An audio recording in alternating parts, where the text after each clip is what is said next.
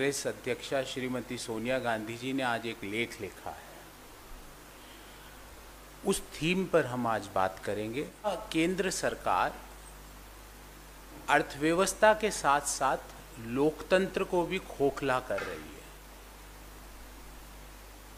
और उस लेख में ऐसा लगता है कि पिछले 6 सालों का पूरा विवरण कांग्रेस अध्यक्षा ने एक एक लाइन में लिख दिया हो। पिछले 6 सालों में किस तरह का कार्यक्रम मौजूदा सरकार ने चलाया, उन्होंने ये बताने की कोशिश करी देश को कि जो उनकी नीतियों का विरोध करता है वो आतंकवाद को बढ़ावा देता है, वो राष्ट्रद्रोह करता है, जबकि लोकतंत्र का मूल भाव क्या है? लोकतंत्र का मूल भाव लोग हैं और लोग में सिर्फ वही लोग नहीं जिन्होंने सरकार के पक्ष में वोट दिया हो, वे लोग भी बराबर, उनके भी अधिकार उतने ही महत्वपूर्ण हैं जिन्होंने सरकार के पक्ष में वोट नहीं दिया।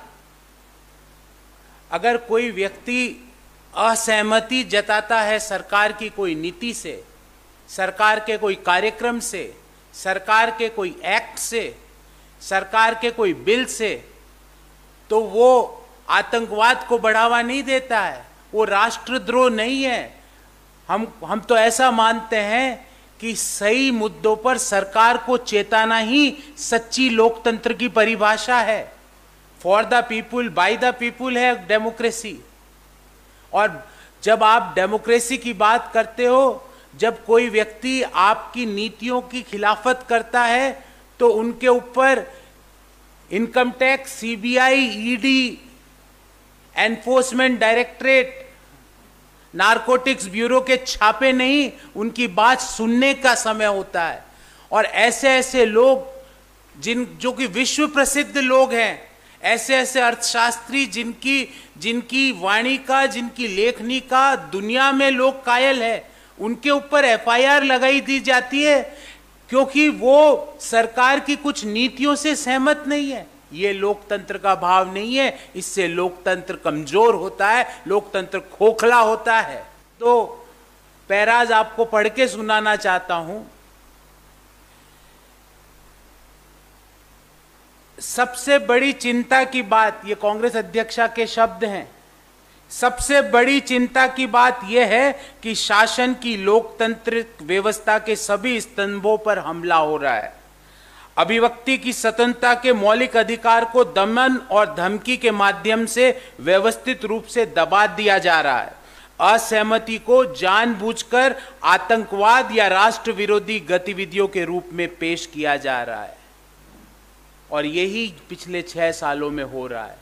मैंने 2 दिन पूर्व भी आपके समक्ष में आया था, उसमें मैंने कहा था अगर आप विपक्ष के हो और सरकार से कोई असहमति करते हो तो आपके ऊपर ठप्पा मार दिया जाता है कि ये राष्ट्र के साथ नहीं है, और अगर आप पक्ष में हो और सरकार से कड़े सवाल करते हो और अगर आप सीनियर लीडर हो तो आपको भेज दिया जाता है वृद्धाश्रम में, मार्गदर्शक मंडल में, और अगर आप जूनियर हो तो आपके ऊपर भी वैसी ही कार्रवाई की जाती है।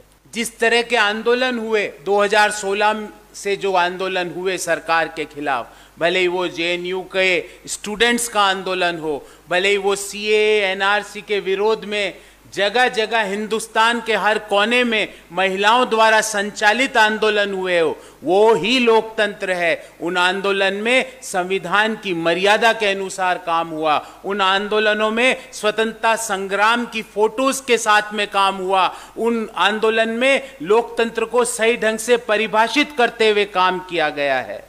उन आंदोलन के खिलाफ सरकार ने क्या किया? 700 एफआईआर उन लोगों के प्रति, उन प्रतिष्ठित लोगों के प्रति, भूतपूर्व केंद्रीय मंत्रियों के खिलाफ आपने एफआईआर लगवा दी। उनके खिलाफ गैर कानूनी गतिविधि निरोधक अधिनियम के तहत दर्जनों केस, यूएपीए के अधीन दर्जनों केस दर्ज करा दिए। ये लोकतंत्र नहीं है।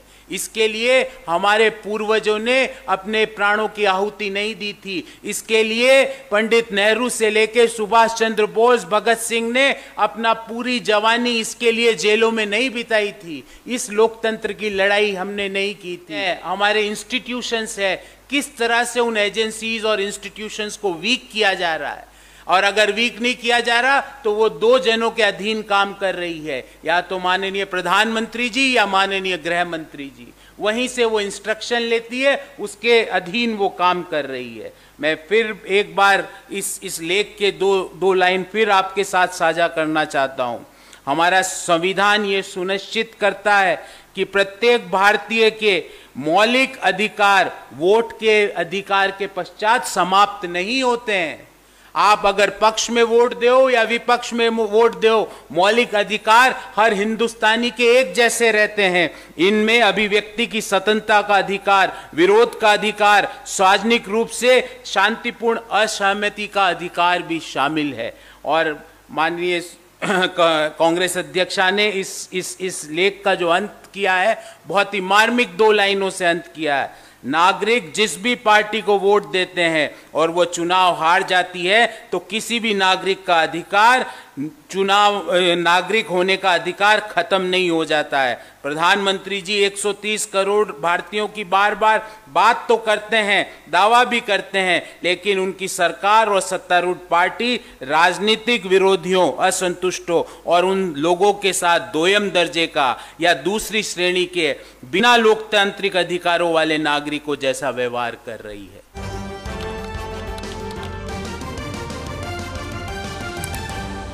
आपकी आवाज।